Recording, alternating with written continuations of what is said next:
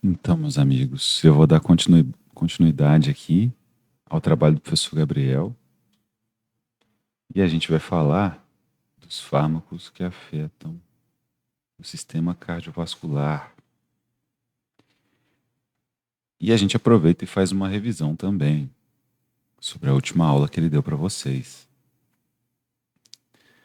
Então, a gente vai falar da modulação da função cardiovascular, do sistema renina-angiotensina, que ele já comentou com vocês também, e começar a falar sobre os fármacos, né, que afetam esse sistema, captopril e losartana. E eu vou fazer questão de explicar para vocês a anatomofisiologia do néfron, que é a unidade filtrante dos nossos rins. E alguns medicamentos atuam diretamente no néfron, permitindo com que ele libere mais sais, com que os sais que são filtrados no néfron não sejam reabsorvidos no nosso corpo. E aí, se esses sais vão para a urina, consequentemente, eles atraem água. E essa é a base do efeito diurético. Então, se a gente for falar de medicamentos antihipertensivos, a gente fala também de medicamentos que aumentam a excreção de sal. Pode guardar isso aqui, ó. Onde o sal vai, a água vai atrás. E aí, se eu aumento a liberação de sal na urina, a água persegue esse sal na urina e o indivíduo acaba urinando mais. Conforme o volume urinado aumenta, o que acontece com o volume de sangue? Ele diminui. Se o volume total de sangue do indivíduo diminui, o que acontece com a pressão arterial dessa pessoa? Essa pressão arterial também diminui. Então, esse é o mecanismo pelo qual atuam esses fármacos antihipertensivos, ok?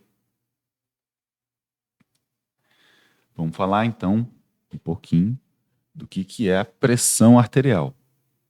É a pressão gerada pelo coração ao bombear sangue para todas as partes do corpo. Então, isso é que é a pressão. Ela depende dos batimentos cardíacos, depende do calibre dos nossos vasos, para que, quando esse sangue se distribui para todo o corpo, exista uma pressão arterial nas nossas artérias, nas nossas veias. A pressão arterial normal faz parte da boa saúde. Se altera dependendo de atividades, agitação e estresse. E aqui nesse ponto, eu abro um parênteses, que é o seguinte: a gente, quando está na farmácia, atende muitos pacientes que vão comprar antihipertensivos ou resgatar esses antihipertensivos pelo programa Farmácia Popular. E aí esse medicamento é totalmente subsidiado pelo governo, né?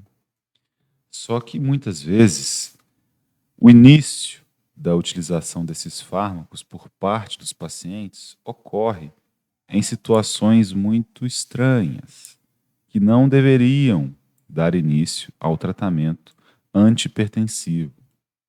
Por exemplo, eu já tive pacientes que tiveram situações de estresse, tiveram acidentes com choques elétricos, e aí a pressão ficou maior do que a normal.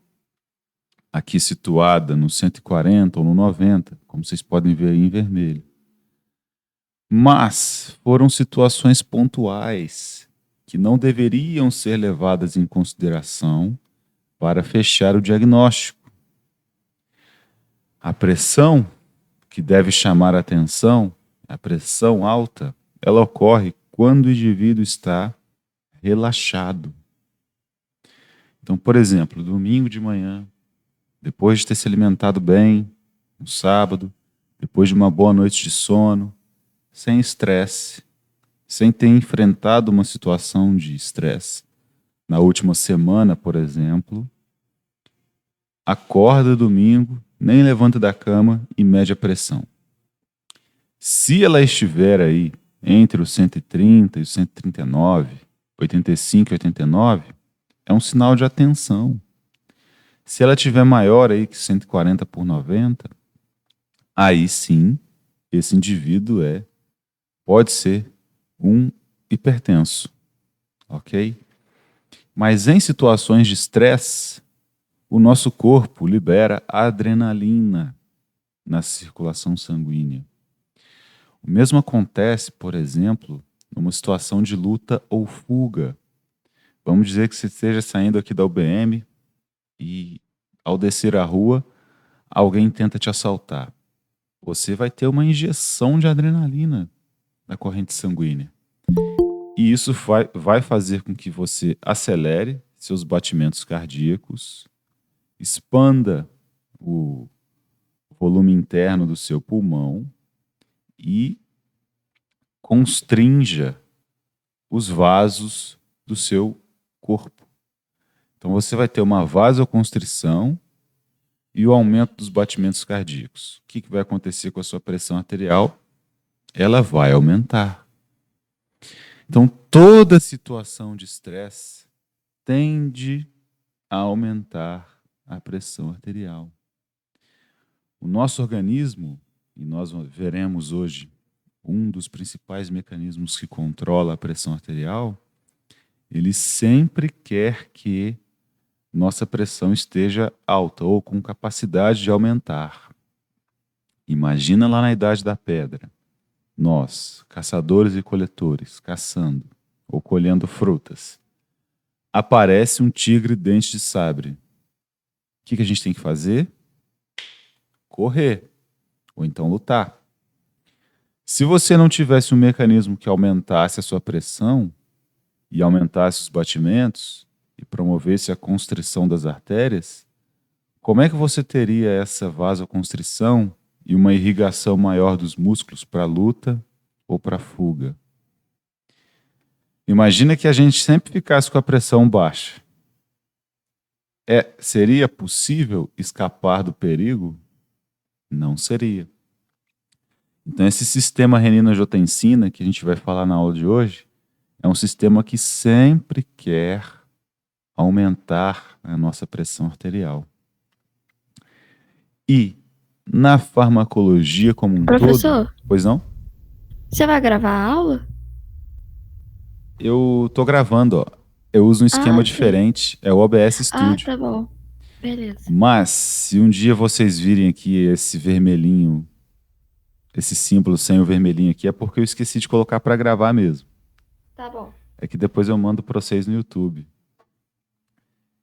Então, esse sistema renina-angiotensina tornou-se um alvo da farmacologia.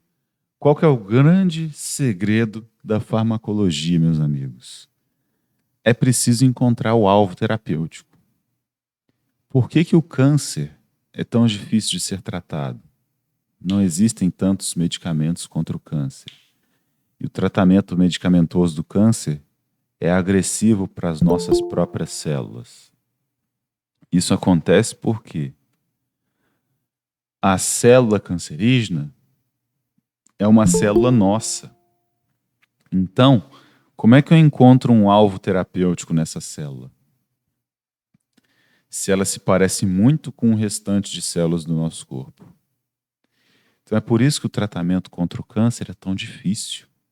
Não existe algo específico na célula cancerígena que possa se tornar alvo de fármacos. Os fármacos acabam atacando outras células.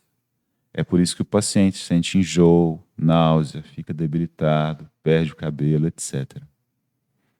Aqui no sistema renina-angiotensina, depois que ele foi descoberto, essas enzimas que sempre querem aumentar a nossa pressão arterial se tornaram alvos de inibição por meio desses fármacos. E aí, quando essas enzimas são inibidas, a pressão arterial não aumenta. Tá? Então, essa é uma explicação inicial para que você, ao longo da aula, não se espante com o que nós vamos falar. Então, vamos seguindo aqui. Anátomofisiologia renal e explicações a respeito do funcionamento da pressão arterial. A leitura da pressão arterial é composta de dois valores, dois números, por exemplo, 120 por 80.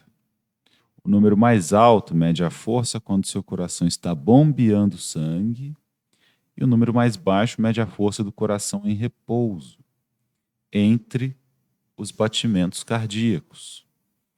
Se sua pressão arterial permanece alta, mesmo quando você está calmo e relaxado, você pode ser hipertenso. Então, caso o paciente esteja enfrentando uma situação de estresse, aquelas medições, aferir a pressão nesse momento, não pode ser confiável para fechar o diagnóstico. Porque o indivíduo estará sob efeito da adrenalina, que é liberada em situações de estresse, que aumenta a pressão arterial. É para isso que ela serve. A hipertensão, nesses indivíduos que, no estado calmo, têm uma pressão arterial alta, ela é geralmente assintomática. A pressão arterial vai aumentando, né? E isso traz danos a longo prazo. Se não tratada, pode causar danos a órgãos essenciais à vida, como o coração e os rins. A hipertensão pode causar derrame, acidente vascular cerebral, ataque cardíaco, insuficiência cardíaca, insuficiência renal ou cegueira. Então imagine o seguinte, meus amigos. Quando você vê as pessoas na academia malhando, elas estão fazendo a hipertrofia muscular. Então, em que consiste aqueles indivíduos que ficam lá levantando peso? Eles estão gerando pequenos danos às fibras musculares, conforme se exercitam. Essas fibras se remodelam e ficam mais volumosas. Então, todo músculo que trabalha muito, ele sofre hipertrofia. O coraçãozinho do hipertenso, com o passar do tempo, já que a hipertensão geralmente é assintomática, ele tem que bater mais do que o normal. Batendo mais do que o normal, as fibras musculares cardíacas hipertrofiam, aumentam de tamanho. Esse aumento de tamanho das fibras musculares cardíacas do coração do hipertenso, que tem que se exercitar mais do que o normal, faz com que se reduza o volume interno do coração. Então ele já não consegue mais encher como antigamente, porque ele está hipertrofiado. As fibras musculares estão muito grandes. E aí, por conta da doença da hipertensão, ele tem que manter a pressão alta. Então ele tem que bater mais ainda. E isso sobrecarrega o músculo cardíaco. É por isso que a hipertensão a longo prazo pode provocar a insuficiência cardíaca. Esses problemas relacionados ao coração, o derrame. Esse sangue, chegando numa pressão muito grande, as pequenas arteríolas que irrigam nossos olhos, podem danificar essas artérias, podem prejudicar a nutrição dos olhos, a chegada de oxigênio, a chegada de glicose para as células dos olhos. A mesma coisa acontece nos néfrons, que são as unidades filtrantes dos rins. Se esse sangue chega com uma pressão muito grande nos néfrons, ele pode danificar os néfrons. Por isso, os problemas renais provenientes de uma hipertensão arterial não controlada, não tratada. Ok? Foi? E esse aí é o néfron. É a unidade filtrante do nosso corpo. Faço questão de mostrar isso para vocês porque alguns medicamentos atuam especificamente no néfron. E ele é elemento muito estudado pela fisiologia. Vejam que o néfron se divide em várias partes, que são anatomicamente diferentes. Primeiro a gente tem o túbulo contorcido proximal. Como é que funciona o néfron nesse ponto?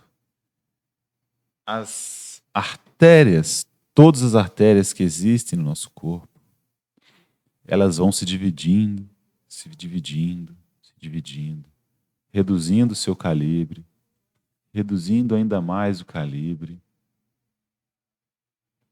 e acabam chegando no néfron.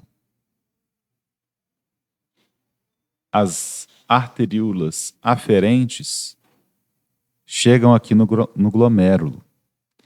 Então, todo o nosso sangue passa pelos rins. Todo o nosso sangue vai acabar em alguma arteríola, que é uma artéria bem pequenininha, em algum dos nossos trilhões de néfrons existentes nos 2 rins, ok? Quando essa arteríola chega aqui no glomérulo, ela se anovela, sai aqui do glomérulo e envolve o néfron posteriormente. Quando ela envolve o néfron, ela é capaz também de reabsorver o conteúdo que foi filtrado.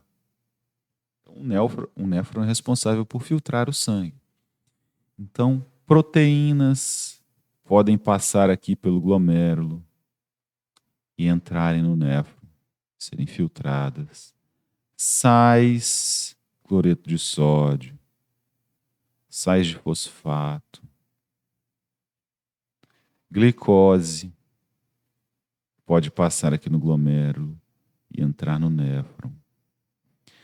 Essas diferenças anatômicas que a gente encontra aqui no néfron não acontecem à toa.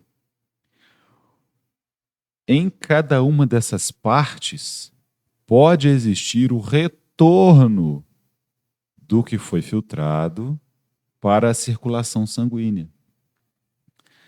Então, imagine que, numa situação hipotética, tudo que vai para o glomérulo é eliminado. Proteínas, glicose, água, sais. Nós precisaríamos nos alimentar o tempo todo, principalmente por conta dos sais. O nosso sangue, para ficar num pH 7,4, ele tem um sistema tampão com sais de fosfato, um tampão fosfato.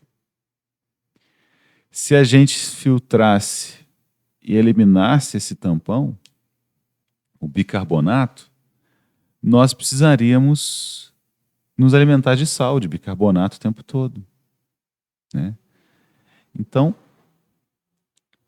essa estrutura do néfron é responsável por reabsorver aquilo que nós não precisamos eliminar. E entre os componentes que são filtrados está o cloreto de sódio. Então, o cloreto de sódio começa a entrar aqui no néfron, só que em determinado momento ele pode ser reabsorvido. Onde o sal vai, a água vai atrás. Então, se o cloreto de sódio for reabsorvido por uma pequena vênula em volta do néfron, a água volta junto com o cloreto de sódio. E aí a gente poupa a água, mantém o volume de sangue constante, mantém a pressão arterial. Se vem um fármaco aqui e impede a reabsorção do cloreto de sódio, o que acontece? Esse cloreto de sódio vai lá para os ductos coletores e vai ser eliminado na urina.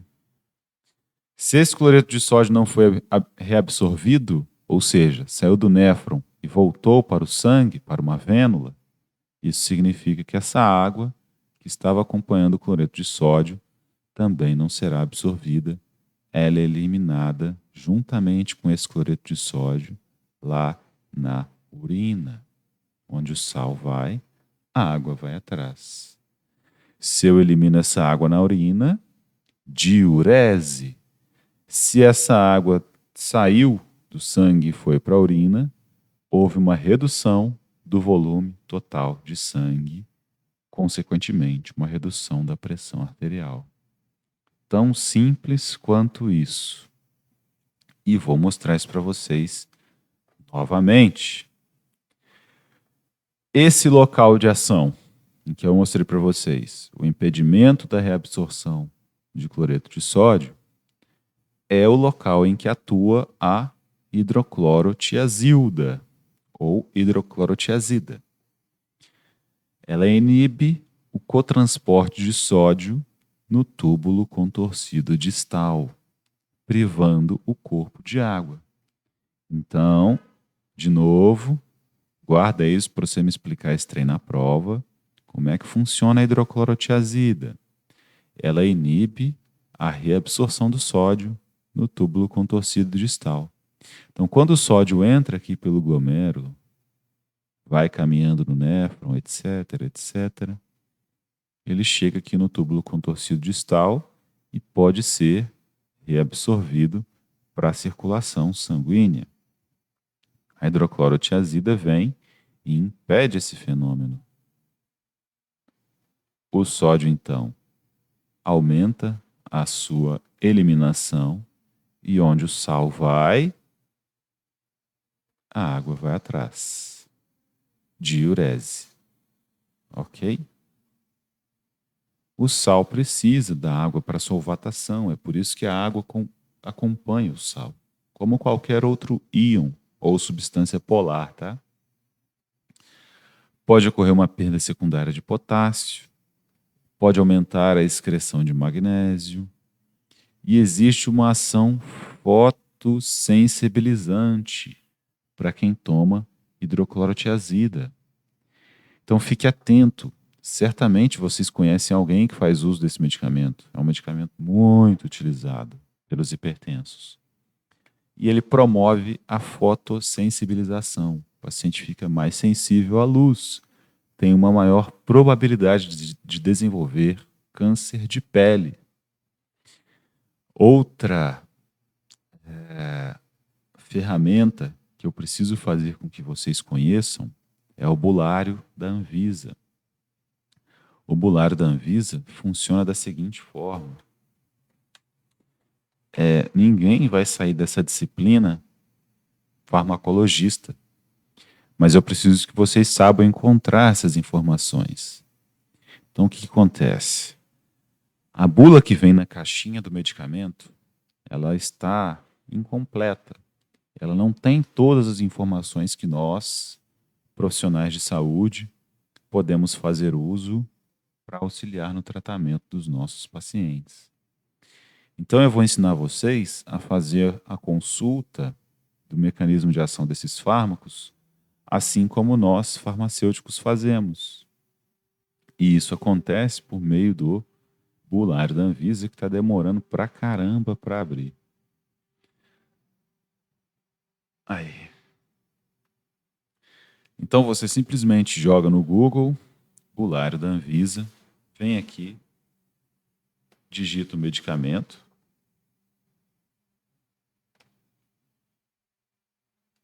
e ele vai aparecer aqui para você. Não são todos os medicamentos que existem, que estão aqui, mas boa parte deles, os mais utilizados, você consegue encontrar aqui no bulário. E aqui você vai ter as hidroclorotiazidas, no caso, que nós procuramos, de todos os fabricantes, com a bula do paciente, que é a bula que vem na caixinha do medicamento, e principalmente a bula do profissional. Então, a partir de hoje, sempre que você tiver dúvidas em relação a algum fármaco, acesse o bulário da Anvisa, baixe a bula do profissional, porque é aqui que estão as informações de interesse para que você comece a guardar o mecanismo de ação dos fármacos, a farmacocinética, as características, de cada um deles. Na bula do profissional, estão presentes, por exemplo, as informações que comprovam o resultado e eficácia dos medicamentos, os testes clínicos que foram feitos com esse medicamento para que ele fosse aprovado e utilizado pelos pacientes. Olha só, a eficácia e segurança da hidroclorotiazida foi comprovada com propriedade por Fishman em seu estudo comparativo placebo controlado envolvendo 207 pacientes portadores de hipertensão arterial, etc, etc, etc. Tá? Aqui as informações estão muito mais completas. E se você se habituar a verificar o bulário da Anvisa, com certeza você memorizará melhor as propriedades dos fármacos que você trabalha no dia a dia. Olha aqui as características que o professor Gabriel comentou com vocês a respeito dessa parte inicial da farmacologia. São a farmacocinética e a farmacodinâmica, né? Propriedades farmacodinâmicas da hidroclorotiazida. A hidroclorotiazida é um diurético tiazídico. Essa é a classe a que ela pertence. O mecanismo do efeito antihipertensivo dos diuréticos tiazídicos não é totalmente conhecido. As tiazidas afetam os mecanismos tubulares renais da reabsorção eletrolítica, aumentando diretamente a excreção de íons sódio e cloreto e privando o corpo do excesso de água. Embora o mecanismo não seja totalmente conhecido, sugere-se que ele ocorra daquela forma que eu expliquei para vocês. Então, se ele não permite a reabsorção de íon sódio e cloreto, esses íons sódio e cloreto são enviados lá para os ductos coletores da urina e arrastam a água consigo, privando o corpo de água.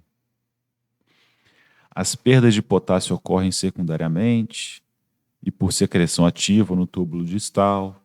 A excreção de magnésio é aumentada, enquanto a excreção de ácido úrico é reduzida. A ação diurética da hidroclorotiazida reduz o volume plasmático, porque se eu urino mais, eu reduzo o volume de sangue. Se eu reduzo o volume de sangue, eu reduzo a pressão arterial. Aumenta a atividade da renina plasmática e aumenta a secreção de aldosterona, seguida por aumentos na concentração de potássio na urina e perda de bicarbonato. Olha o bicarbonato, que é o nosso tampão do sangue. E uma diminuição no teor de potássio sérico.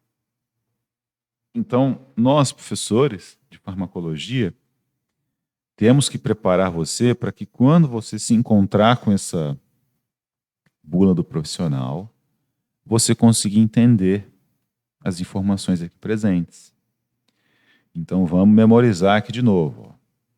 Farmacocinética é o que o corpo faz com o fármaco e a farmacodinâmica é o que o fármaco faz com o corpo. Então a cinética é a distribuição desse fármaco, como ele chega nos seus receptores, e a dinâmica é o mecanismo de ação do fármaco. Tá? E agora, depois da aula que eu expliquei para vocês, quando a gente leu aqui a bula da hidroclorotiazida, eu tenho certeza que ficou mais fácil de entender. Né? E olha aqui a informação do câncer de pele, não melanoma. Baseado em dados disponíveis de 2 estudos epidemiológicos, baseados em registros de câncer nacional dinamarquês, foi observada uma associação dose-dependente cumulativa entre hidroclorotiazida e câncer de pele não melanoma. Um estudo inclui uma população constituída por 71.533 casos de carcinoma basocelular e de 8.629 casos de carcinoma de células escamosas, equiparados a populações controle, respectivamente. O uso elevado de hidroclorotiazida foi associado com um OR ajustado de 1,29, etc, etc, etc. Foi observada uma clara relação dose cumulativa-resposta para ambos. Será que os nossos usuários de hidroclorotiazida, que são muitos, foram informados sobre isso quando passaram a utilizar o medicamento? Podem ser pessoas que trabalham no sol, pedreiros, pessoas que trabalham na roça, por exemplo, e não se protegem de forma adequada do sol, tá? Propriedades farmacocinéticas. Então, como que o corpo atua em cima desse fármaco? Ela é rapidamente absorvida pelo trato gastrointestinal. O efeito diurético começa dentro de cerca de 2 horas. O efeito máximo é alcançado após cerca de 4 horas e dura cerca de 6 a 12 horas. É excretada inalterada na urina, meia-vida de 6 a 15 horas. Os níveis plasmáticos persistem por pelo menos 24 horas. É por isso que toma um por dia. A hidroclorotiazida não é metabolizada, mas é rapidamente excretada pelos rins. Então, o paciente que tem insuficiência renal, talvez ele não vá tomar a hidroclorotiazida para reduzir sua pressão arterial, já que ela precisa ser excretada pelos rins. Pode-se preferir um outro antihipertensivo que é excretado pelo fígado, por exemplo. Ok? E assim surgem as variações do conhecimento farmacêutico a respeito dos medicamentos, né? Conhecimento farmacológico. E é isso que eu quero passar para vocês, tá? Quanto mais os outros profissionais de saúde dominam o medicamento, é melhor para os nossos pacientes. Existe um outro diurético que eu gostaria de comentar, que é a furosemida. O mecanismo é basicamente o mesmo, só que ela bloqueia o sistema cotransportador de sódio, potássio e cloreto, localizado na membrana lumeal do ramo ascendente da alça de Henle. Então esse U que vocês estão vendo aqui no néfron é conhecido também como alça de Henle. Então nesse ramo ascendente, a furosemida vem e bloqueia o cotransporte de sódio e cloreto. E aí, bloqueando esse cotransporte de sódio e cloreto, esses sais não retornam para a circulação sanguínea e continuam no interior do néfron. Se eles continuam aqui e são eliminados, onde o sal vai, a água vai atrás, diurese. Tá? Foi? Simples? Dúvidas? Sugestões? Comentários até aqui? Tudo bem? Posso continuar? Por enquanto, tudo tranquilo. Então, beleza. A furosemida aumenta a secreção de potássio e a biodisponibilidade não é alterada em um quadro de insuficiência renal. Então, mesmo que exista uma insuficiência renal no paciente, a furosemida pode ser utilizada. Isso não altera a sua biodisponibilidade. Porque pensa bem, se a hidroclorotiazida é eliminada pelos rins e os rins estão insuficientes, o que pode acontecer com o teor, concentração de hidroclorotiazida no sangue? Vai aumentar. Se o rim está insuficiente, ele não está conseguindo eliminar corretamente a hidroclorotiazida. Então essa dose vai se acumulando conforme esse paciente toma um comprimido por dia. Então, nesse caso, é necessário escolher outro fármaco. E aí, mesmo que o paciente tenha insuficiência renal, a concentração de fármaco na circulação plasmática não se altera, ele é eliminado sem problemas. Ok? É o caso da furosemida. E aqui, para a gente falar dessa da farmacologia dos antihipertensivos, eu precisei escolher, né, alguns fármacos que fizessem parte disso. Não dá para falar de todos os medicamentos, mas alguns a gente fala. Eu peguei esse trabalho que caracterizava quais eram os medicamentos mais utilizados, os antihipertensivos mais utilizados. Então, primeiro ganhador, a hidroclorotiazida, por isso que a gente já falou primeiro dela, furosemida e a clortalidona, que também pertence à mesma classe da hidroclorotiazida, né?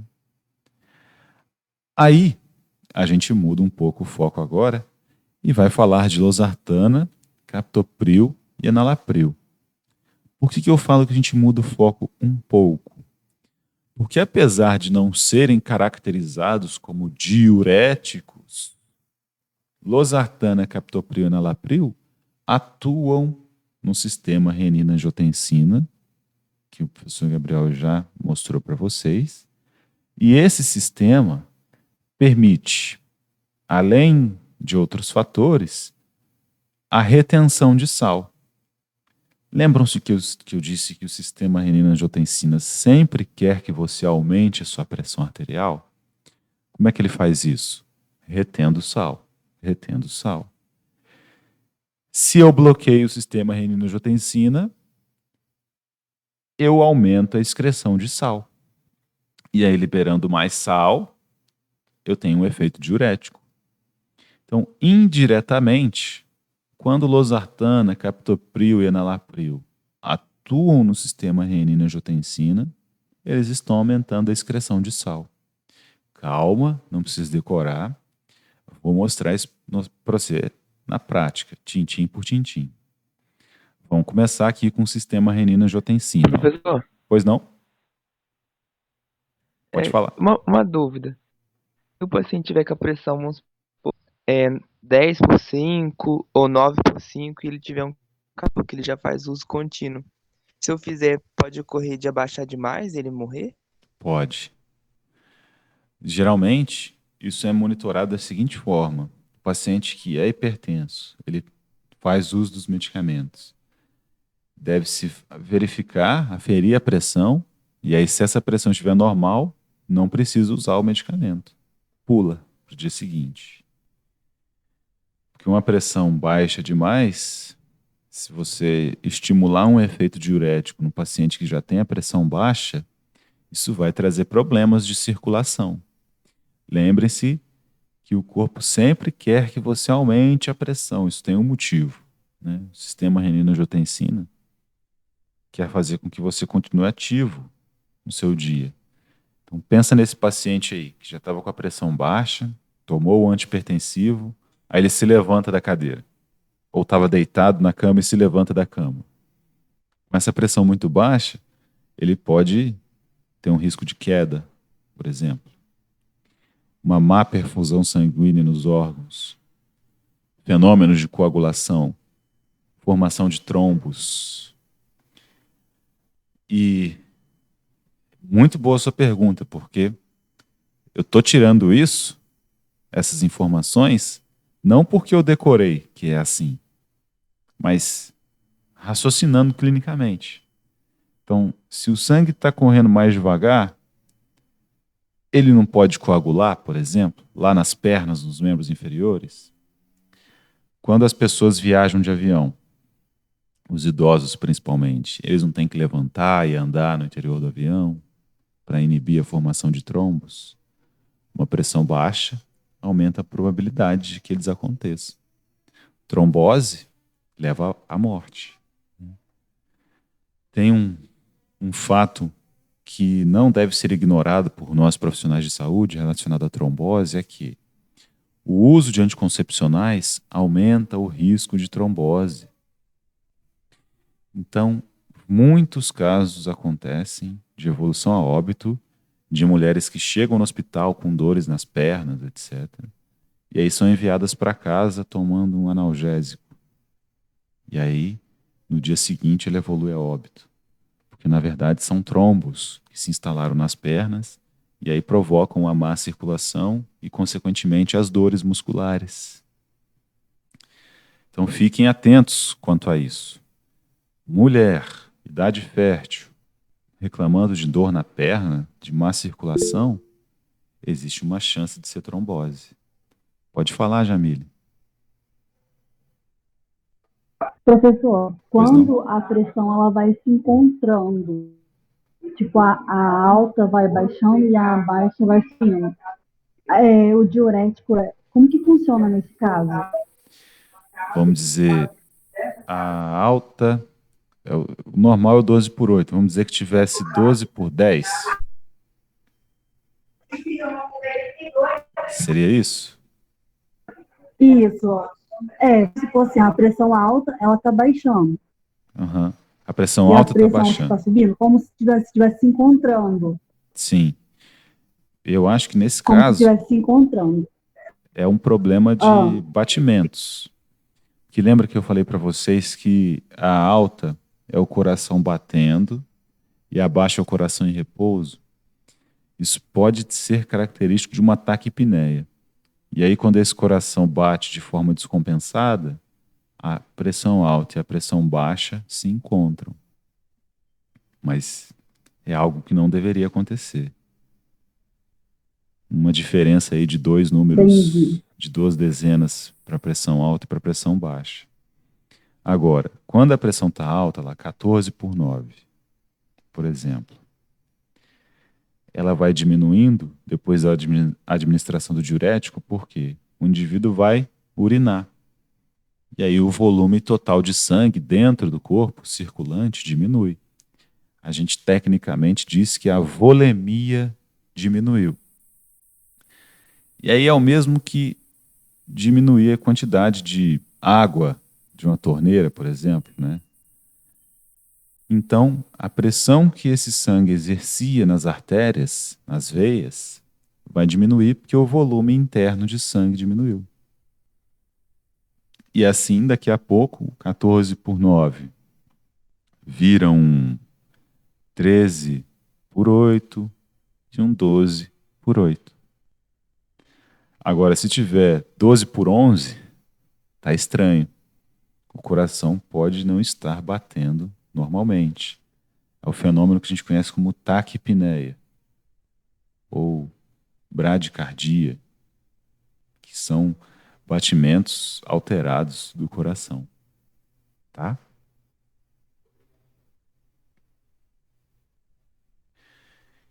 Então vamos lá. O sistema renina-angiotensina, que sempre quer aumentar a nossa pressão. Esse sistema exerce um importante papel no controle do sódio pelo estímulo à liberação de aldosterona, além de promover a vasoconstrição e a estimulação da sede. Então não decore, vou mostrar isso para você.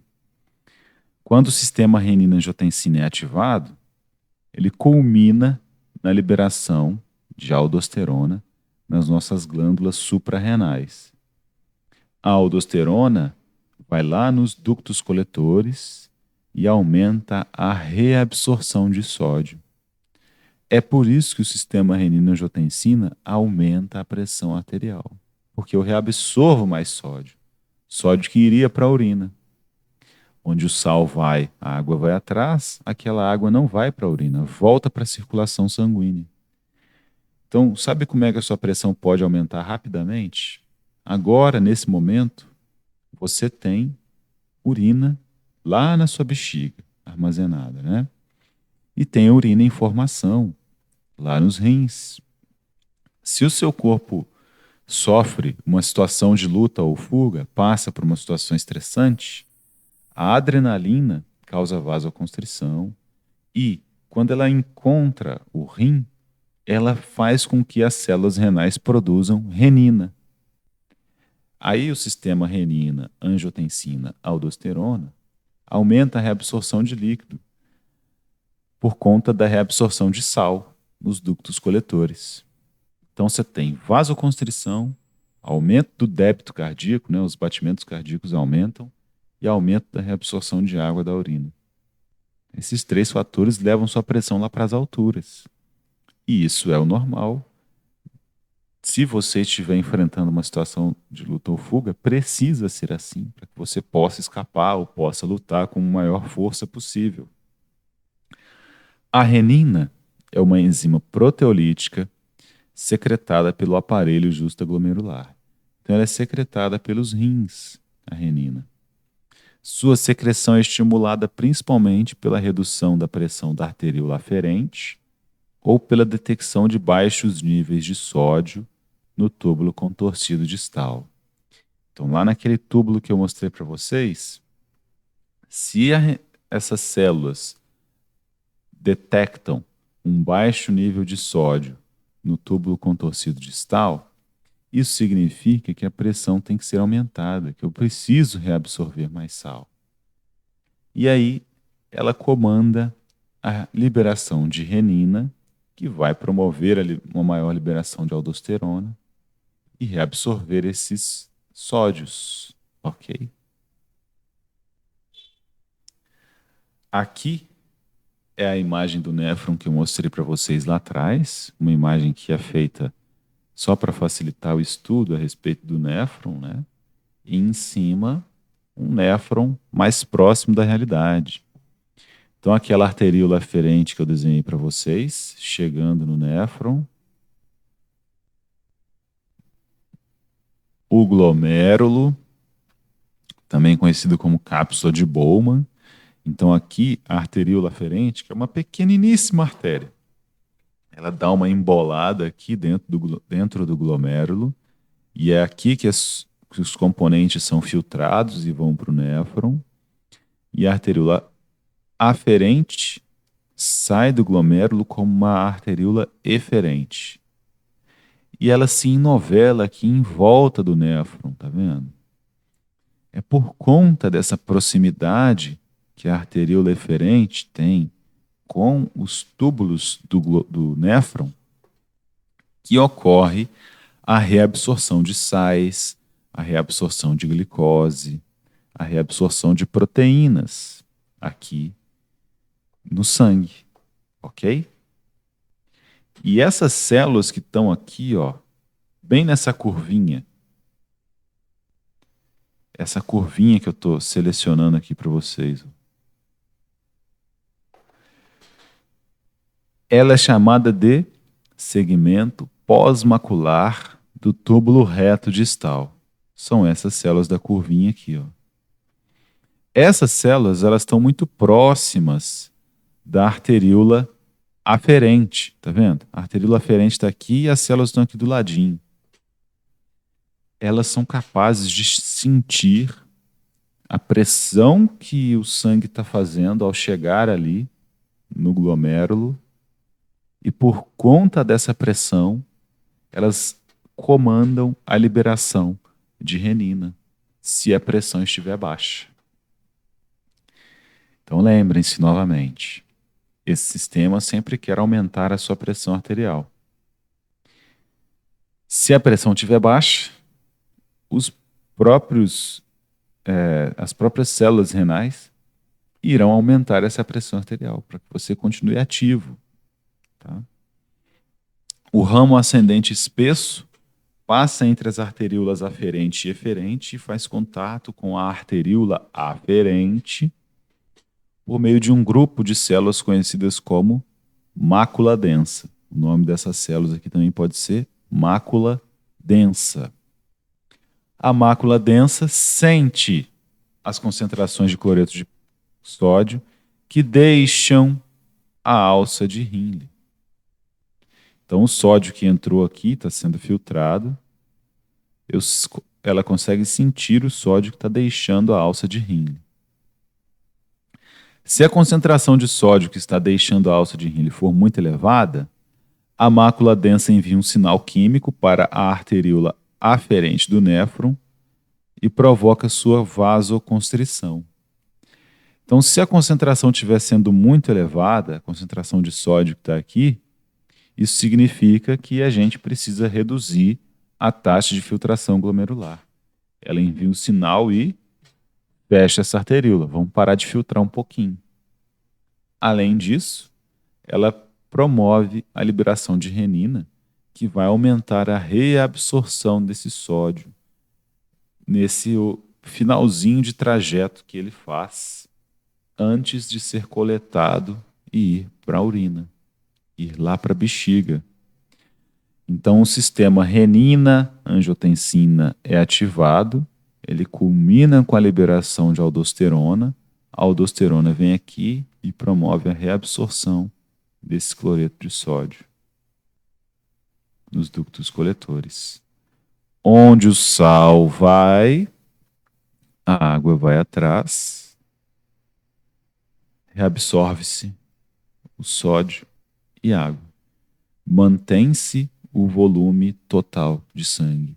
A pressão aumenta. Ok? Sistema renina-angiotensina participa de modo significativo tanto da fisiopatologia da hipertensão, da insuficiência cardíaca congestiva, do infarto do miocárdio e da nefropatia diabética. Sempre que você estimula a redução da pressão arterial com fármacos, esse sistema reage, tem um feedback negativo e aumenta a concentração de renina circulante. Então, pensa naquele paciente que começou a utilizar um antihipertensivo simplesmente porque estava com estresse. Ele não tinha hipertensão. O uso cronológico dos fármacos faz com que ele se torne um hipertenso. Transforma esse paciente no hipertenso.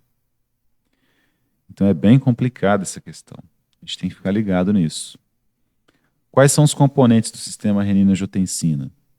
A renina, que é uma enzima liberada pelo rim, o que ela faz? Ela corta, cliva angiotensina 1 da extremidade aminoterminal do angiotensinogênio. Então, já existe uma proteína chamada angiotensinogênio, e aqui eu estou fazendo essa proteína novelada lá na circulação plasmática. Essa proteína se chama angiotensinogênio. A renina vem aqui e corta um pedacinho dessa proteína angiotensinogênio. Esse pedaço é conhecido como angiotensina 1. Então a renina simplesmente encontra esse angiotensinogênio que já está circulando no nosso corpo e corta a angiotensina 1 do angiotensinogênio. Aí, uma outra enzima presente na circulação sanguínea, e ela faz o que o próprio nome já diz, então é fácil de decorar, ela converte angiotensina 1 em angiotensina 2. Como é que é o nome dessa enzima que converte angiotensina 1 em angiotensina 2? É a enzima conversora de angiotensina 1 em angiotensina 2, tá? Ou ECA, enzima conversora de angiotensina 1 em angiotensina 2. Aí, a angiotensina 2, por sua vez, quando entra em contato com receptores nas paredes das células dos nossos vasos, ela promove a vasoconstrição. Quando ela vai lá na suprarrenal, na glândula que tem em cima do rim, ela promove a liberação de aldosterona. E aí a aldosterona, por sua vez, aumenta a reabsorção de cloreto de sódio lá nos ductos coletores, o que aumenta a pressão arterial.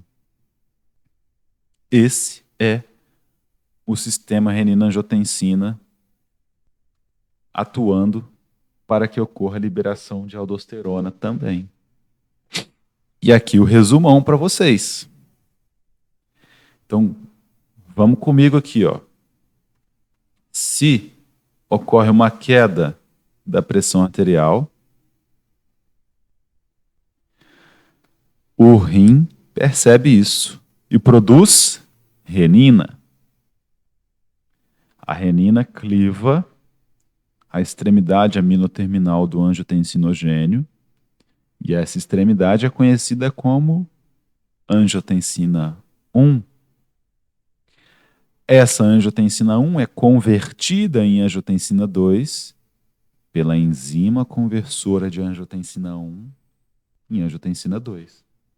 ECA. A angiotensina 2 aumenta a pressão arterial, causa vasoconstrição, né? A angiotensina 2 vai na suprarrenal, promove a liberação de aldosterona. A aldosterona, por sua vez, aumenta a retenção de sal, o que aumenta a pressão arterial. Simples. Fácil. E aqui o resumão para vocês. Ok?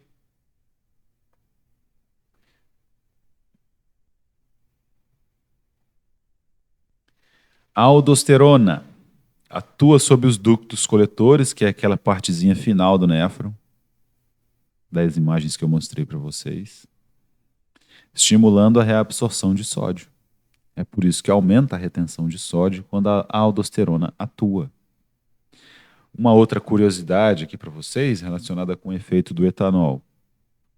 A nossa hipófise produz um hormônio que é chamado de hormônio antidiurético, ADH. Esse hormônio também modula a permeabilidade desta parte do néfron, só que não em relação ao sal, mas em relação à água. Ok? Então, esse hormônio permite que essa parte do néfron fique permeável à água. Faz com que eu possa reabsorver a água que seria enviada para a urina. O etanol vai lá na hipófise e inibe a liberação desse hormônio, do ADH.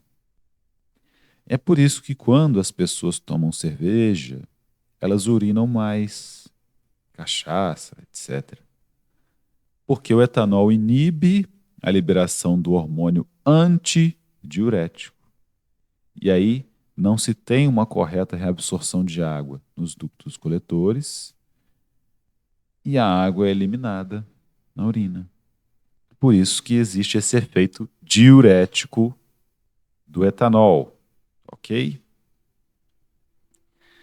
Já que a gente agora entende como funciona o sistema renina-angiotensina e a gente sabe que é um sistema responsável por aumentar a pressão arterial, essas enzimas se tornam alvos dos fármacos, porque agora eu sei quem participa do processo. Então, por exemplo, se eu inibo a enzima conversora de angiotensina 1 em angiotensina 2, eu terei menos angiotensina 2 circulando. Não é que eu terei nada, eu terei menos angiotensina 2 circulante, ok? O fármaco não consegue inibir todas as enzimas presentes no metabolismo. Mas com menos angiotensina 2 circulante, eu tenho um menor aumento da pressão arterial e uma menor liberação posterior de aldosterona. Certo? Ah, professor, beleza, entendi. Quais fármacos são esses? São os inibidores da ECA. Então, existem fármacos antihipertensivos que simplesmente inibem a ECA. A própria angiotensina 2 agora, angiotensina 2 propriamente dita. Se eu tiver um fármaco que se assemelha em alguma parte da angiotensina 2, vai lá nos receptores de angiotensina 2, tanto na suprarrenal quanto nos capilares sanguíneos. Se liga no mesmo local da angiotensina 2, só que não promove os mesmos efeitos, eu tenho um antagonista da angiotensina 2. Quem é o antagonista? É aquele componente químico que se liga a um receptor e não promove as mesmas reações. Não desencadeia o mesmo efeito fisiológico, bioquímico. Então, interessante. Quais são os antagonistas aí da angiotensina 2? Os componentes dos fármacos que terminam em tana, que eu vou mostrar para vocês. Primeiro vamos nos PRIL. Captopril, enalapril, lisinopril. ECA, que é a enzima conversora de angiotensina 1 e angiotensina 2, e angiotensina 2, passam a ser possíveis alvos para tratar a hipertensão. Fármacos que inibem a enzima ECA, a enzima conversora de angiotensina 1 e angiotensina 2. Captopril, enalapril, enalaprilato, fosinopril, lisinopril, moexipril, perindopril, quinapril, ramipril, trandolapril. Todos esses são inibidores da ECA. Mas, professor, se vai inibir a ECA, para que tanta variedade de fármacos? Muitas vezes, os ligantes dos grupos dos fármacos, eles são diferentes. E esses ligantes podem atuar na farmacocinética, aumentar a absorção desses fármacos no trato gastrointestinal, preservar a estrutura desses fármacos até que eles alcancem o local de ação, impedir efeitos adversos.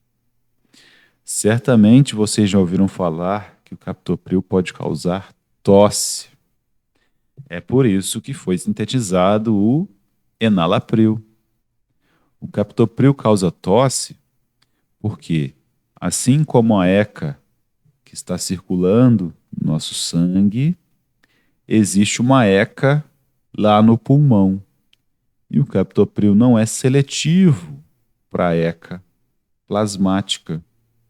Como ele inibe a ECA pulmonar, acumulam-se alguns hormônios no pulmão e isso produz a tosse seca, uma tosse não produtiva. Veremos isso novamente ao longo da aula, mas já queria adiantar isso aqui para vocês. E o captopril foi desenvolvido a partir do veneno da jararaca. Imagine como seria difícil se a cascavel pica um rato aqui em Barra Mansa e esse rato sai correndo até Resende. Ela não tem pé para correr atrás do rato, então, no veneno da cascavel, existiam componentes que promoviam uma redução da pressão arterial. O rato, nessa situação, ele tem um sistema renina-angiotensina que aumenta a pressão arterial dele. Porque ele está numa situação estressante, de fuga, ele não vai conseguir lutar contra a cobra, né? Então ele poderia se distanciar da cobra por muitos metros, fazendo com que fosse difícil que a cobra encontrasse a sua presa. Mas não. No veneno dela, havia componentes que causavam essa vasodilatação, o aumento da pressão arterial. Ok? E aí, separaram esses componentes, testaram um a um até descobrirem que um dos responsáveis por isso era o captopril, que era um inibidor da ECA. Então, quando a cascavel pica o rato, ela tem um captopril no veneno que impede que a pressão arterial desse rato aumente, ele fica lá quietinho, parado do lado dela, só esperando a morte chegar. Ok?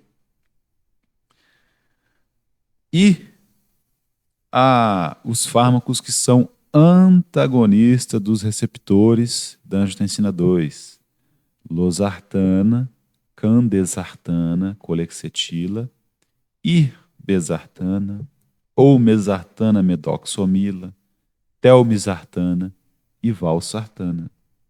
Era o grupo que faltava aí para a gente, né? Antagonistas da angiotensina 2. Se ligam aos mesmos receptores da angiotensina 2, só que não promovem os mesmos efeitos. Ok? Tá aí a estrutura da losartana. E a olmesartana medoxomila? Tá? Tem mudanças estruturais que aumentam a biodisponibilidade desse fármaco.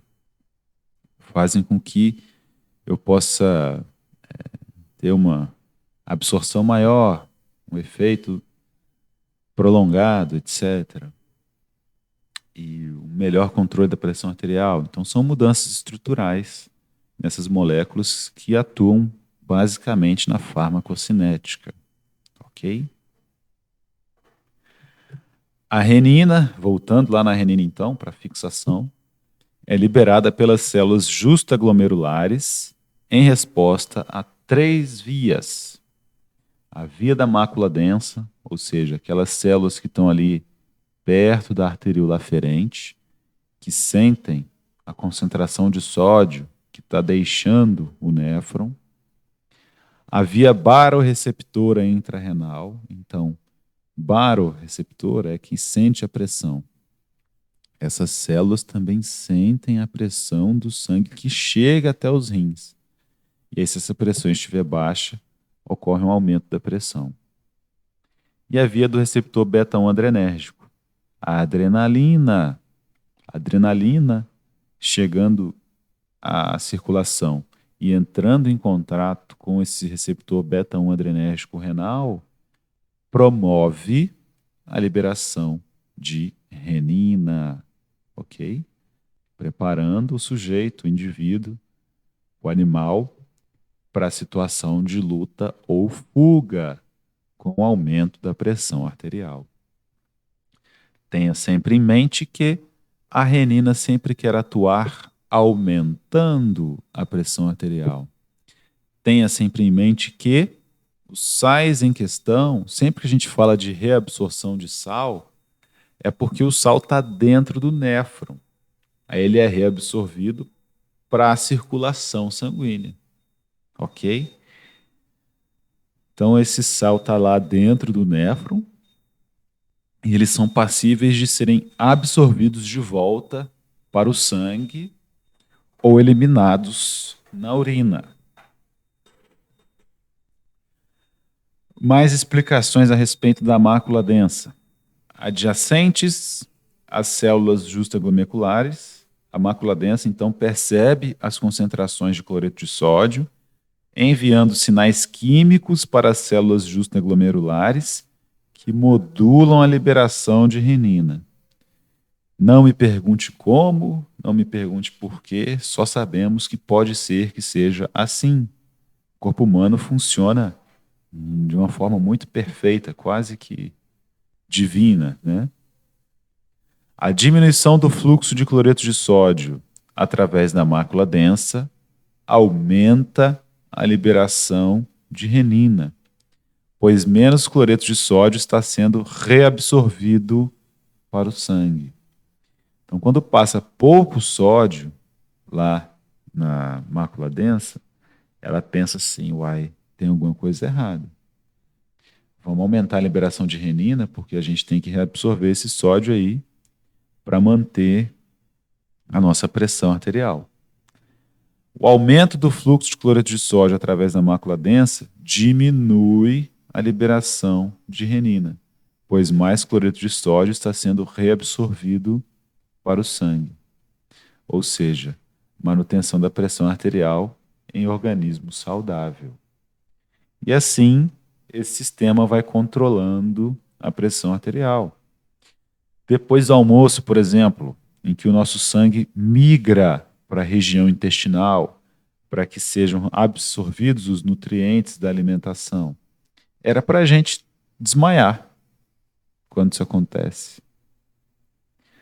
Porque como o sangue migra lá para a região intestinal, a nossa pressão baixa. Por isso que muita gente gosta de dar uma dormidinha, né? Depois do almoço. Mas aí vai o sistema renina-angiotensina, aumenta a liberação de renina e aumenta a pressão arterial, para conseguir contrapor essa migração de sangue da circulação sistêmica para a região intestinal. Alguma dúvida?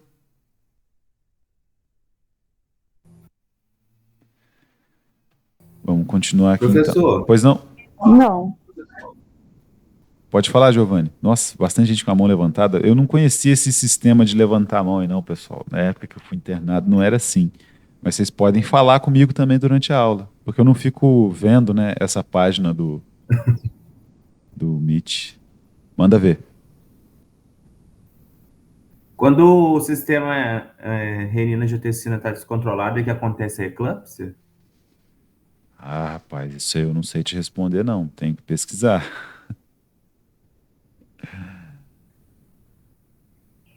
Essa eu vou ficar te devendo, viu? É porque eu já vi várias histórias de mulheres que têm eclâmpsia na gravidez, né? E que geralmente a pressão aumenta muito e fica descontrolada, né? Ah, então pode ser. Eu sei que, por exemplo, as mulheres podem, na gravidez, podem ter um inchamento, né? Edemas dos membros inferiores. E aí isso é tratado com a furosemida, que é um diurético de alça. Mas esse outro processo aí eu não consigo te dizer. Se tem a ver com a pressão arterial, pode ser que esteja envolvido. Mas muitos desses processos não têm um mecanismo de ação descrito na literatura, né? Entendi. Então vou dar uma olhada nisso, na aula que vem a gente conversa sobre. Beleza? Beleza. Continuando aqui então. A via barorreceptora, o aumento da pressão sanguínea nos vasos pré-glomerulares, inibe a liberação de renina. A redução da perfusão renal nos vasos pré-glomerulares estimula a liberação de renina.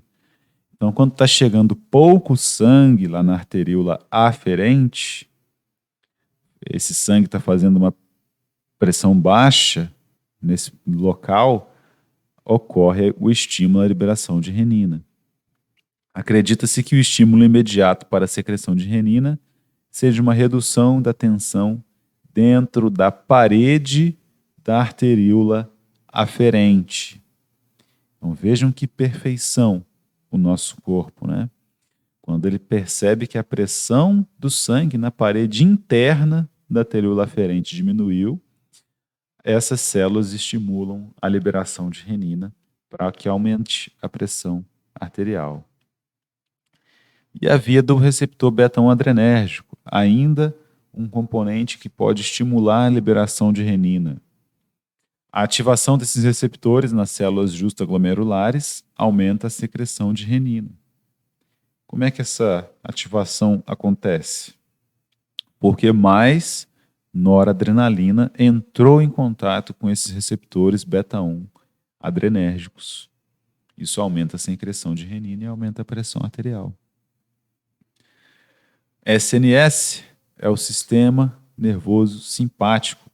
Ele também estimula ações que permitem ao organismo responder a situações de estresse, como a reação de lutar, fugir ou uma discussão. Então, esse sistema nervoso simpático é que acaba aumentando, é uma resposta do sistema nervoso simpático, o aumento da concentração de adrenalina na circulação sanguínea, que acaba, por sua vez, aumentando a liberação de renina, culminando na liberação de aldosterona e angiotensina 2. A angiotensina 2 já causa vasoconstrição e vai lá na suprarrenal e aumenta a liberação de aldosterona, o que aumenta posteriormente a retenção de sódio e a retenção de líquidos por conta disso. Porque se os sais serão reabsorvidos no néfron para a circulação sanguínea, onde o sal vai, a água vai atrás, aumentamos o volume, volemia, né? Volume de sangue, por meio dessa reabsorção de água e sal. Foi tão simples quanto isso? Deu para entender? As vias fisiológicas que regulam a liberação de renina são influenciadas pela pressão arterial, pela injeção de sal e por agentes farmacológicos. Então a gente viu que se a pressão baixa, simplesmente ocorre um aumento da liberação de renina. Ingestão de sal, tem uma história para contar para vocês. Os pesquisadores descobriram uma tribo amazônica, lá do interior do continente amazônico, né? É uma floresta continental, digamos assim. E a pressão arterial média dessa tribo, de todo mundo, era 10/8. E estudando os hábitos alimentares desse pessoal, eles perceberam que a ingestão de sal diária deles era 20 vezes menor do que a nossa, aqui na cidade. E isso explica, em parte, a pressão arterial média deles nesse valor 10/8. enquanto nós, que ingerimos muito mais sal, já temos uma pressão arterial normal considerada, né? Normal, 12/8. Então, a ingestão de sal aumenta a retenção de líquido, aumenta o volume de sangue, ok? E por agentes farmacológicos, que é o que nós vimos aí hoje, losartana, captopril, atuando diretamente no sistema renina-angiotensina, hidroclorotiazida, furosemida, atuando diretamente na permeabilidade do néfron, impedindo que cloreto de sódio seja reabsorvido do néfron para a circulação sanguínea. Se esse cloreto de sódio não é reabsorvido, ele vai para os ductos coletores, e onde o sal vai, a água vai atrás, e você vai decorar isso até o final da aula de hoje e conseguirá lembrar do mecanismo de ação desses medicamentos. Diuréticos de alça estimulam a liberação de renina ao reduzir a pressão arterial e diminuir a reabsorção de cloreto de sódio através da mácula densa. Os inibidores da ECA diminuem a pressão arterial e, consequentemente, aumentam a liberação de renina. Então, como um rebote da utilização desses fármacos, ocorre uma maior liberação de renina por parte dos rins. E é isso que torna aquele indivíduo que começou a tomar esses fármacos sem ter o problema de pressão arterial no indivíduo hipertenso. Porque aumenta a liberação de renina e se ele parar de tomar o fármaco, essa renina causará hipertensão. Captopril. Agora que eu expliquei tudo isso para vocês, o sistema renina-angiotensina, aldosterona, se você verificar aí quais as informações da bula do profissional referentes ao captopril, tenho certeza que vai ser mais fácil de entender.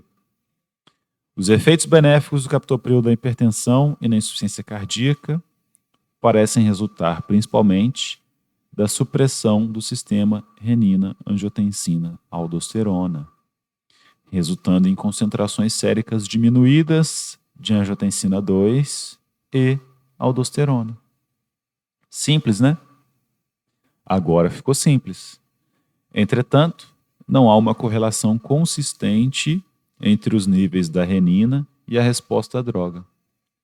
A redução da angiotensina 2 leva a uma secreção diminuída de aldosterona e, como resultado, podem ocorrer pequenos aumentos de potássio sérico, juntamente com a perda de sódio e fluidos. Perda de sódio e fluidos. Ok? Então é como se o captopril fosse também um diurético, mas atuando indiretamente lá no sistema renina-angiotensina-aldosterona. Tosse. A situação da tosse que eu já expliquei para vocês está aqui descrita também para que na hora que você for estudar você possa revisar esse conteúdo. Losartana é um antagonista do receptor tipo AT1 da angiotensina 2. Simples. A angiotensina 2, um potente vasoconstritor, é o principal hormônio ativo do sistema renina-angiotensina e o maior determinante da fisiopatologia da hipertensão. A angiotensina 2 liga-se ao receptor AT1 encontrado em muitos tecidos, por exemplo, músculo liso vascular, glândulas adrenais, que são as glândulas suprarrenais, tá? Rins e coração. E desencadeia várias ações biológicas importantes, incluindo vasoconstrição e a liberação de aldosterona. Então a angiotensina 2, que é o principal hormônio do sistema renina-angiotensina, promove todos esses efeitos. Se ela é inibida por um antagonista, no caso a losartana, eu não terei tantos efeitos de vasoconstrição e tanta liberação de aldosterona, que aumenta a retenção de sal e, consequentemente, a retenção de líquido. Beleza? Ainda nesse assunto, para facilitar seu estudo posteriormente. Hidroclorotiazida ou clortalidona fazem parte da mesma classe, né? É um diurético tiazídico. Atua no túbulo contorcido distal. Aumenta a natriurese. Natriurese, professor? Nunca tinha ouvido isso antes. Pois é. Natriurese é a excreção de sódio na urina. Aumenta a liberação, a excreção de cloreto de sódio na urina. Onde o sal vai, a água vai atrás. Então, se aumenta a natriurese, aumenta a excreção de fluidos, diminui o volume de sangue, diminui a pressão arterial. E aí, a gente nem fala mais volume de sangue, a gente fala volemia, que é o volume de sangue. Furosemida, diurético de alça, inibe a reabsorção de cloreto de sódio. Quando eu digo reabsorção, é a saída do cloreto de sódio do néfron para a circulação plasmática. Tá? Então, se diminui, se inibe essa reabsorção, aumenta a natriurese. E onde o sal vai, a água vai atrás. Captopril, enalapril, inibidor da ECA. Diminui a concentração de angiotensina 2. Não ocorre vasoconstrição, nem diminuição da taxa glomerular, taxa de filtração glomerular, atribuídos à angiotensina 2. Não ocorre a vasoconstrição da angiotensina 2. Losartana, antagonista não peptídico da angiotensina 2, impede sua ligação ao receptor AT1. Se eu tenho uma menor ação da angiotensina 2, não ocorre vasoconstrição nem diminuição da taxa de filtração glomerular atribuídos à angiotensina 2. Eu poderia ter, lá no início da aula, apresentado apenas esse slide. E em cima desse slide, vocês decorarem isso para responder na prova. Mas depois de toda essa explicação, eu tenho certeza que ficou mais fácil entender o que se passa aqui no mecanismo de ação de todos esses fármacos que a gente viu hoje, né? E é esse raciocínio clínico que eu quero estimular em vocês, beleza? Então a gente tem aí, ó, todos esses fármacos em preto. A gente já viu. E a gente vai pular para esses outros demais aí, atenolol, anlodipino, propranolol, nifedipino. Só que eu queria deixar isso para a próxima aula. Eu tentei começar isso na turma de segunda-feira, mas ficou muito pesado. Porque esse tema também vai exigir uma explicação desde o começo, tintim por tintim, bem grande, senão a gente se confunde. A presença de receptores alfa e beta-adrenérgicos no coração, no pulmão, etc. Tá? Até então, antipertensivos. Dúvidas, sugestões, comentários, podem ficar à vontade. Ô, professor, Pois não.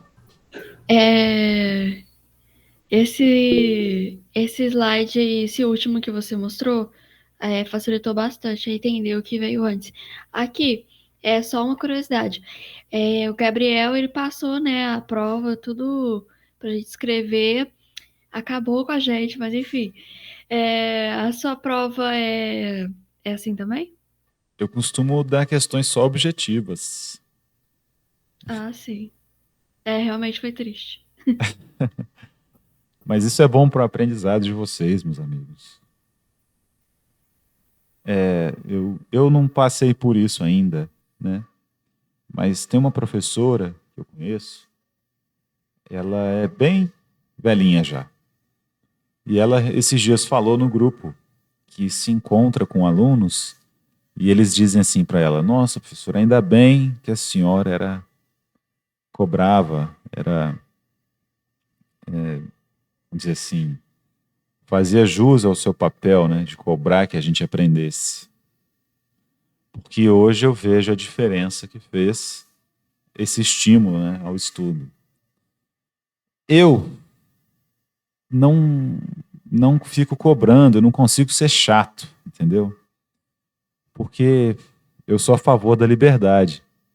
Cada um de vocês sabe o que é melhor para a sua vida, né? Então, eu acredito que vocês são livres para se esforçar, estudar, pegar um livro de bioquímica, de farmacologia e verificar lá, pelo menos ler o sumário, ver do que se trata. Existem outros medicamentos envolvidos na parte dos antihipertensivos que não dá tempo da gente falar aqui. E estimular essa curiosidade. Vocês, no dia a dia, vão ouvir nomes de medicamentos que vocês não sabem como atuam, qual o mecanismo de ação. Então, eu já dei o mapa da mina para vocês, né? Basta procurar a bula do profissional e lá é que se encontra essa informação. E passo a passo, ao longo das disciplinas, vocês vão construindo. É como se fosse uma caixa de ferramentas. Cada disciplina que você faz, você coloca uma ferramenta lá. Se no final do curso você tiver uma caixa de ferramentas bem complexa, bem completa, né? Você vai conseguir resolver problemas complexos. Agora, se lá no final do curso você tiver uma chave de fenda só, um alicate, aí você está enrolado. Vai passar um sufoco, vai ser aquele profissional da enfermagem que simplesmente obedece às ordens, pode estar suscetível a problemas judiciais, porque a gente sabe que o enfermeiro é o que se responsabiliza pela aplicação, por mais que haja uma prescrição médica, né? Então, o reflexo dessa dedicação de vocês será visto só lá quando estiverem trabalhando. Então, em vez de ser chato e cobrar, eu prefiro dar essa contribuição para vocês, né, do que aconteceu na minha vida acadêmica. Eu fui um cara que nunca colei desde o colégio. Eu tirei notas baixas, eu fui reprovado em disciplinas, mas eu precisava ser, porque se você cola, você se engana. Se já é ruim mentir para os outros, imagina mentir para si mesmo, né? Então, eu nunca quis mentir para mim mesmo. Se eu sei, eu sei. Se não sei, faço de novo, estudo, etc. É óbvio que muitas dessas disciplinas têm conteúdos que você pode achar totalmente incompatíveis com a atuação do enfermeiro no dia a dia. Mas existe um motivo para essas disciplinas estarem aqui. Principalmente a farmacologia. O fármaco é o jeito que a gente tem de interferir na bioquímica do corpo, né?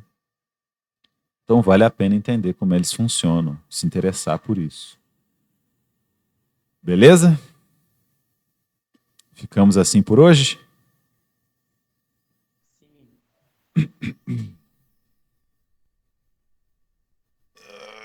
Vou dormir mais um cadinho agora.